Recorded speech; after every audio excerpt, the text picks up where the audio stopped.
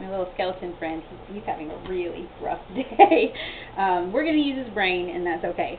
What is Chiari malformation decompression surgery? That's what I had last October, 6 months ago. And the reason you have it is not because, well, it is because your brain's so big, but it's typically because your brain is so big that it's squishing out the bottom of your spinal column and you are having debilitating symptoms. If it's squishing out and you aren't having symptoms, no sense having brain surgery. There are groups on Facebook, or at least one that I know of, that they've all chosen not to have surgery, and so their group is a lot of, here's how we deal with our symptoms, here's what we're trying to do to deal with our symptoms, so how we're trying to live with this. There are others who choose to have decompression surgery and it doesn't work.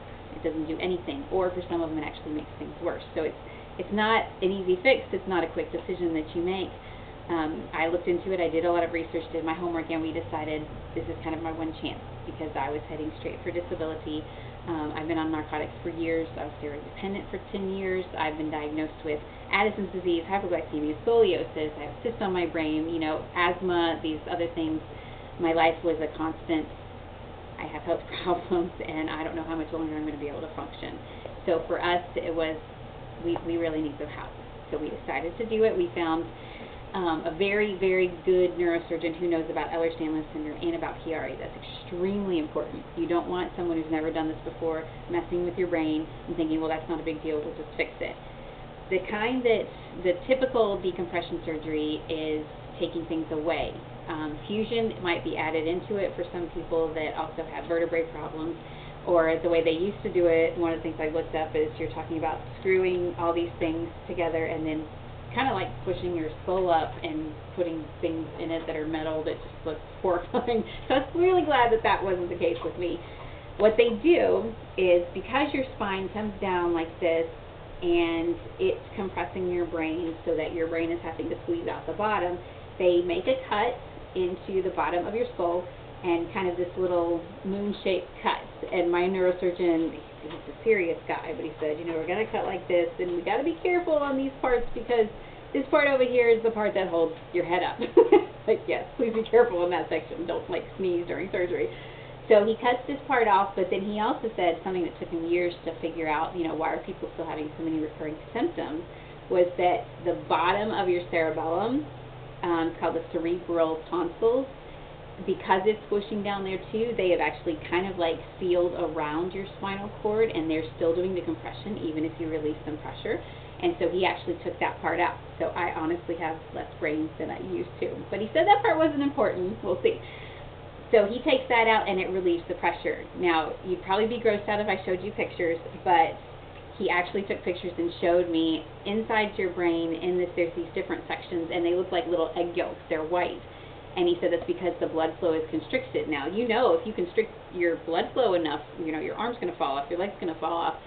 Obviously, if you do that around here where every nerve goes to your body, you're going to have lots of problems, which I did. Within about 5 minutes after relieving that pressure and doing the surgery, you can start to see little, it looks kind of like the whites of your eyes when you get irritated and all those little red veins go here and there, and the next thing you know, you've got all kinds of them. It's really quite beautiful that things are actually working again. So for me, yes, I don't regret it for a minute. It was worth it. I'm so glad I did it.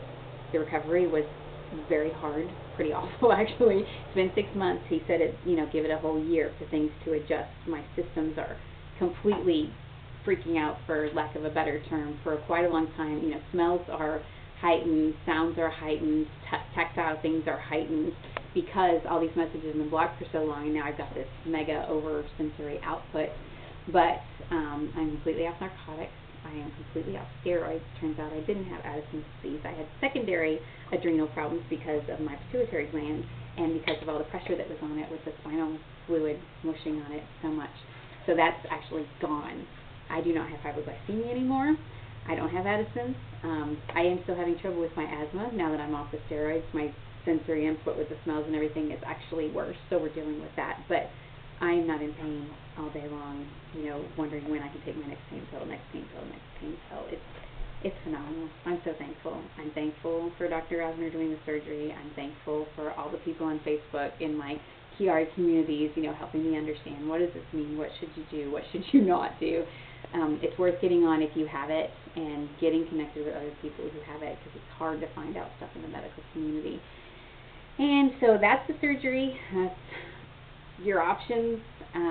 It's an individual decision, very much so, not cut and dried whatsoever. But if you're thinking of having the surgery, or if you have had it, you know, keep hope. It does get better. And that's my story. So now you know.